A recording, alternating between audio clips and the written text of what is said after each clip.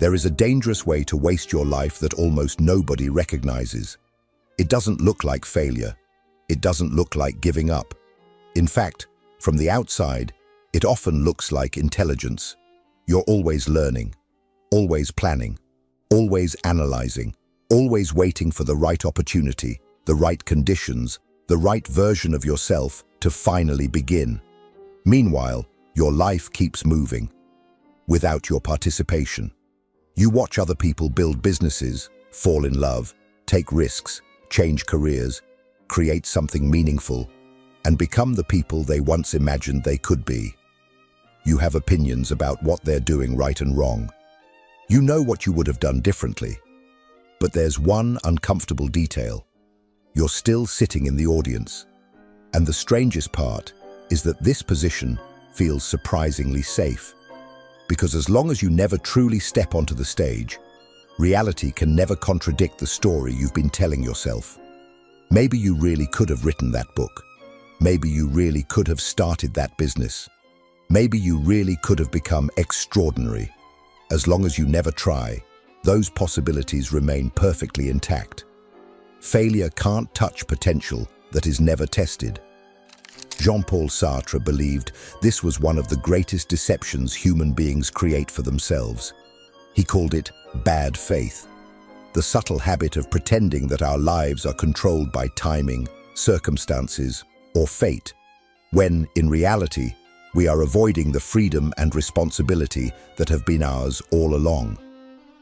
In Sartre's Existentialism, human beings are not defined by a fixed nature. They become what they choose through their actions, and with that freedom comes total responsibility. Because becoming the protagonist of your own life comes with a price. The moment you act, your excuses disappear. The moment you choose, you become responsible for what follows. The moment you stop watching, you can finally fail. But something else becomes possible for the very first time. You can finally succeed. Most people spend their entire lives protecting themselves from failure. In the process, they also protect themselves from becoming anyone at all. So, before another year passes with you commenting on your life instead of living it. Let's explore why Sartre believed that the safest place in the world is also the most dangerous, and why the only way to discover who you really are is to leave the audience behind and step onto the stage where nothing is guaranteed, except that your life will finally become your own. You know someone who is exceptional at seeing exactly what others are doing wrong. They can diagnose a failing relationship with surgical precision. They know the colleague who should have spoken up, the friend who is settling for less than they deserve, the public figure squandering their potential. Their observations are often correct. Their analysis is sharp. And they have been refining these observations for years, from the same position, without moving. This is not a rare personality type. It is, in Sartre's framework, a nearly universal condition. The bleachers of other people's lives are always full. What makes this position so appealing is not laziness. Lazy people don't spend years carefully tracking the mistakes of others. What makes it appealing is that it provides something far more valuable than rest: the experience of competence without the exposure of action. The spectator gets to feel like someone who knows without ever having to prove it. That feeling is genuinely pleasurable. It carries none of the risk that participation requires. There is a mechanism at work here that goes deeper than simple avoidance. When you watch someone else take a risk and fail, you experience two things at once. First, a private relief that you didn't try. Second, an implicit confirmation that you would have succeeded where they fell short. You would have done it differently. The fact that you never tried becomes, paradoxically, the very evidence that you're capable. Your untested potential stays immaculate precisely because it has never been tested. Sartre would call this a seduction. The bleachers seduce you not with comfort, but with the illusion of preserved possibility. From up there, you can still be anyone. You can still become extraordinary. The moment you descend to the field and play, that illusion takes its first casualty, because reality immediately begins narrowing the infinite into the specific, the possible into the actual. The seduction is compounded by something subtler. The bleachers feel responsible. Watching carefully before acting feels like diligence. Waiting for the right moment feels like wisdom. From inside the position, caution and avoidance are indistinguishable, which is precisely what makes the position so durable. You are not hiding from your life. You are preparing for it. And preparation has no natural endpoint. So you stay. And the gap between who you are and who you might have been widens so slowly it becomes invisible. Weeks become years. The things you were about to begin accumulate into a life you were always preparing for, but never started living. The question the bleachers will never answer is this: what exactly are you saving yourself for? In the next part, we go inside the structure of that avoidance and discover that it is far more deliberate than it feels. If this content is making sense to you, click the subscribe button and subscribe to the channel. Thank you for your support.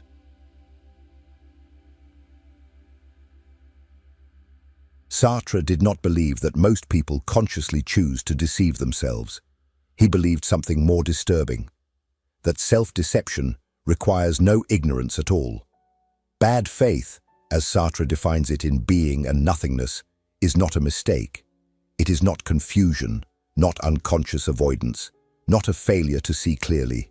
It is a project, a sustained, organized effort to hide from yourself a freedom you already know you have. The frightening thing about Sartre's diagnosis is that bad faith is not available to people who don't understand their situation. It is available only to those who understand it well enough to need to hide it. Consider what this means for the spectator. The person who says, "I would start if the timing were right," is not confused about whether timing exists.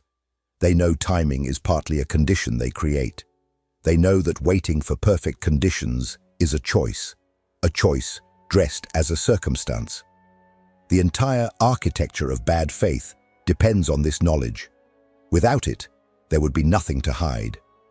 Bad faith, Sartre writes, does not come from outside to human reality. You do not catch it. You construct it. You build it piece by piece from the materials available to you. Past failures that you reclassify as evidence you're not ready yet. Future possibilities you treat as more real than present action. Feedback you receive as proof that others don't understand what you're truly capable of. Each piece is plausible on its own. Together, they form a structure. The result is an internal system so coherent that it functions like a worldview. From inside it, you don't feel like someone who is avoiding. You feel like someone who is being responsible, realistic, strategic. Bad faith always wears the clothing of reason, and reason is a very convincing disguise because it produces real thoughts, real arguments, real evidence. The fact that those thoughts are organized around a conclusion you reached in advance is invisible from the inside. There is a particular form bad faith takes when it involves other people. You watch someone take a risk and fail, and you file that failure as data. It becomes proof that the timing is wrong, that the market is saturated, that success requires resources you don't have. What you do not file is the fact that you were looking for that proof before you found it. Bad faith is not about lying to others. It is about being a very diligent researcher who only reads studies that confirm what they already decided. Here is where this becomes immediately observable in your own life. Bad faith has a specific signature. It appears in the gap between what you tell others and what you tell yourself at 2 a.m. It appears every time your analysis of why you can't do something is more detailed, more creative, and more energetically maintained than any actual attempt to do it. When your reasons for waiting are more developed than your plans for moving, you are not thinking. You are building. Sartre is not asking you to stop thinking before you act. He is asking you to notice when thinking has become a permanent substitute for acting, when the analysis has become the project itself. What makes bad faith sustainable is a specific misunderstanding of who you are, and it is more fundamental than anything most people have stopped to examine.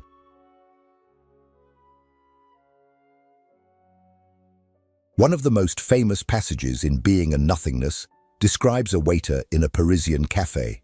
Watch him. His movements are a little too precise, his posture a little too rigid. The way he carries the tray, the way he bends toward the customer, everything performed with a mechanical exactitude that is slightly excessive. Sartre says, he is playing at being a waiter. He is performing the role so completely, with such deliberate care, that he is trying to become the character, to make himself a thing, defined, fixed, without remainder. But he cannot succeed. And this is Sartre's point. No human being can be their role the way a table is a table or a stone is a stone. The waiter is always more than a waiter. There is a consciousness behind that performance that chose to perform it this morning, that could choose not to perform it tomorrow, that is already exceeding the role even in the act of fulfilling it. He is a waiter in the mode of being what he is not. Now bring this to your own life. The spectator, too, is performing a role. I'm the kind of person who researches before acting. I'm not the type to rush into things. That's not really who I am. These statements feel like descriptions. They function as definitions. But Sartre says that no human being is their past behavior, the way an object is its properties. You are not the shy person. You are not the one who always overthinks. You are the one who has been choosing those behaviors, which means you are also the one who could choose differently. This distinction matters with real force in practice. The spectator's most powerful alibi is not the external world. It is the story they tell about their own nature. I would, but I'm just not built for risk. That sentence contains a category error. Risk avoidance is not a feature of your nature. It is a pattern of your choices. And Sartre draws a stark line between these two things. His formula: existence precedes essence. You don't come into the world with a fixed nature that determines your actions. You come into the world as a pure capacity for action, and your nature is what your actions gradually build. This means the story you have been telling yourself about who you are is not a description. It is a construction, and constructions can be revised. What makes the waiter's bad faith visible is that he performs it too hard. The excessive precision gives him away. Someone who actually inhabited their role without tension would not need to perform it so carefully. The same applies to you. Every time you over-explain why something isn't possible for you, why your situation is different, why the people who managed it had advantages you don't, notice the effort that explanation requires. That effort is the tell. You are performing a fixed nature precisely because you know somewhere that you don't have one. The waiter cannot become the cafe, but he can stop pretending he has no choice about whether to show up tomorrow. Today, in the specific moment where you retreat to your habitual position, notice the exact sentence your mind produces to justify that retreat.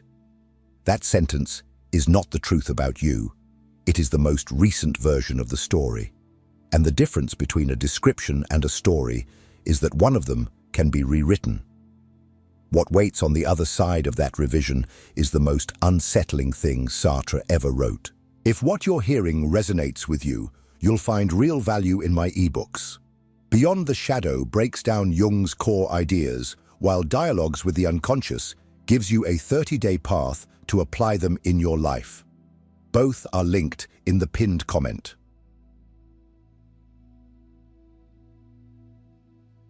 I am condemned to be free. 4 words that most people misread as dramatic. Sartre meant them clinically. Condemned does not mean punished. It means you did not choose this condition and you cannot exit it. Freedom, for Sartre, is not a gift or an achievement. It is the basic structure of human consciousness, inescapable, non-negotiable. operating whether you acknowledge it or not. You are condemned to freedom the way you are condemned to having a body. It is not something you earn and can lose. It is what you are. This is where the spectator strategy collapses at its foundation. The spectator's entire position rests on the implicit belief that not acting is neutral, that watching from the stands means you are not yet playing, that your life is on pause until you choose to begin. But Sartre's analysis is brutal. Not choosing is a choice. Waiting is a decision. Every day you do not act is a day you actively chose not to. There is no neutral. There is no pause. The game is already in progress, and the only question is whether you are choosing your participation consciously or letting it happen to you by default. Sartre makes this specific in the section on freedom and responsibility. Man being condemned to be free carries the weight of the whole world on his shoulders. He is responsible for the world and for himself as a way of being. The word responsible here is not moral. It means you are the author. Whatever shape your life takes, you shaped it, through action, through inaction, through the weight you assigned to your fears versus your desires. The uncomfortable implication is this: there are no accidents in a life. The relationship you didn't pursue, the project you analyzed for years without starting, the conversation you kept postponing. These are not things that happened to you. They are things you chose by choosing something else: safety, analysis, waiting. That is a difficult sentence to sit with. Sartre's point is that the difficulty is not a reason to avoid it. The difficulty of that sentence is exactly the weight of your freedom. And yet Sartre does not present this as condemnation in the pejorative sense. Anguish, his word for the experience of genuinely confronting your freedom, is not a malfunction. It is the signal that you are actually encountering your own reality. Most people flee that anguish immediately into routine, into planning, into the comfortable noise of keeping busy. But anguish, he says, is not the opposite of action. It is its condition. You cannot genuinely choose until you have felt the full weight of what it means to choose, until the options feel real rather than theoretical. What the anguish is telling you, if you stay with it instead of fleeing, is that you are not trapped. You are standing at a genuine fork, right now, in this moment, in this decision you are about to make in the next hour of your life. The fork does not appear once in a lifetime. At some momentous crossroads, you will recognize when it arrives. It appears constantly in the smallest choices, which is precisely why it is so easy to keep missing it. The spectator has been looking for a single, clarifying moment that will make the choice obvious. Sartre says that moment is not coming.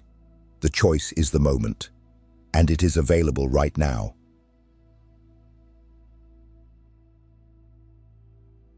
The most precise word Sartre uses for what the spectator refuses is not freedom. It is authorship. An author does not control everything that happens in the story. Characters resist. Plots collapse. The material pushes back in directions no one anticipated. But the author is the one who makes the marks on the page, who decides what goes in and what gets cut, who signs their name to the result, including the failures, the wrong turns, the chapters they wish they had written differently. The spectator refuses not the act of writing. They refuse the signature, because signing your name to your own life means accepting that what it becomes is yours, not due to fate, not due to circumstances, not due to the people who failed you or the opportunities that didn't appear at the right time. Yours. And that is a weight that bad faith expends enormous energy helping you avoid, not because you are weak, but because the weight is genuinely heavy and the alternative feels genuinely lighter. Sartre writes, "There are no accidents in a life. If you are at war, it is your war. You chose it by choosing not to refuse it. If you are in a job that diminishes you, you are there by ongoing choice. If your life looks nothing like what you imagined, the gap between image and reality is the accumulated residue of the decisions you made when the easier option was available. This is not blame. It is the structure of authorship. Blame implies you should have known better. Authorship implies only that you were the one making the marks, even when you told yourself you weren't. There is a version of this that people resist because it seems to dismiss structural reality, genuine disadvantage, circumstances that genuinely constrain what's possible. Sartre is not dismissing those. He is making a different, more targeted claim that within whatever constraints you face, there is always a range of possible responses, and you are the one choosing among them. Two people in identical circumstances will build entirely different lives, not because one was luckier, but because they organized their freedom differently. That difference is authorship. Becoming the author of your own life has a specific, immediate form. It does not require a dramatic decision, a resignation letter, a new country, a reinvention. It requires one thing. The next time you feel the pull toward the bleachers, toward the analysis that delays, the reason that postpones, the comfortable position of watching, you take one specific, concrete step toward the field instead. Not the perfect step, not the complete plan.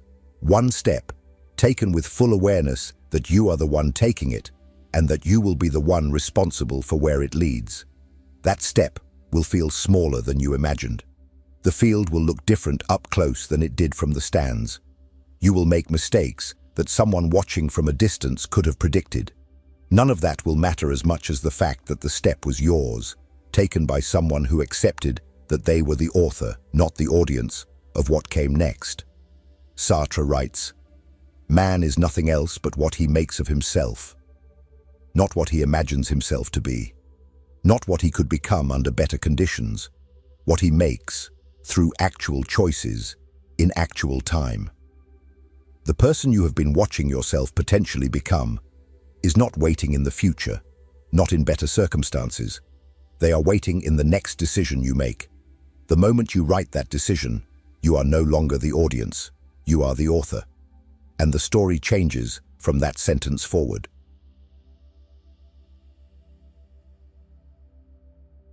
The life you have been treating as a rehearsal is the performance. There is no director waiting in the wings to tell you the real thing starts soon. There is no version of your story that happens after you've finished preparing. Sartre's most unsettling insight is not that freedom is heavy. It is that you have always been exercising it. Every day of analysis, every week of waiting, every year of watching was a life fully lived, not a pause before one. The question was never whether you were living. The question was always whether you were the one choosing how. What distinguishes the protagonist from the spectator is not talent, not certainty, not a particular kind of courage that some people have and others don't. It is a single, repeatable decision to accept authorship of this moment, this choice, this consequence, rather than maintaining the position of someone who hasn't really started yet. That decision does not arrive once, settle, and remain in place. It has to be made again and again, every time the pull toward the bleachers returns. And it will keep returning, because the bleachers are always there, always offering the same thing, the intact possibility of who you could have been, preserved by never having tried. But Sartre understood something about that preserved possibility that the spectator does not. It is not potential. It is a monument to avoidance. The person you might have been, protected by never acting, is not a version of you waiting to emerge. It is the story you tell yourself to make not acting feel like something other than what it is. The protagonist does not replace uncertainty with certainty. They replace the spectator's uncertainty, which is static and safe, with the protagonist's uncertainty, which is alive. The spectator is uncertain whether they would succeed. The protagonist is uncertain what will happen next, which is a fundamentally different kind of not knowing. One is the uncertainty of someone who has not moved. The other is the uncertainty of someone in motion. They feel similar from the outside. From the inside, only one of them is a life. And here is the part that is easy to agree with and hard to do. Sartre is not describing an attitude. He is describing an act. The person who understands bad faith completely and continues not acting has simply added another layer to the architecture. Understanding your avoidance is not the same as ending it. The only thing that ends it is the next concrete choice you make, in the specific circumstances of your actual life, with the actual options in front of you right now. The spectator has been waiting for a feeling of readiness that Sartre says will not come, not because you are broken, but because readiness is not a feeling. It is a retrospective judgment you make about choices you already took. You do not feel ready, and then act. You act, and then, looking back, you call that the moment you were ready. The feeling you have been waiting for is manufactured by the thing you have been avoiding. What's on the other side of the bleachers is not a guarantee. It is not ease, not success, not the life you imagined.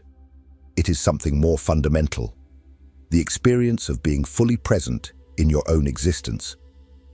The only kind of life, Sartre believed, that is genuinely livable. The protagonist does not know what comes next. They simply know who is deciding. If you recognize yourself in this video, type "I step in the comments, not for the algorithm, for yourself, because the moment you write it, you are already the author. If this landed the way it should, the video on your screen right now will too. Click to keep watching.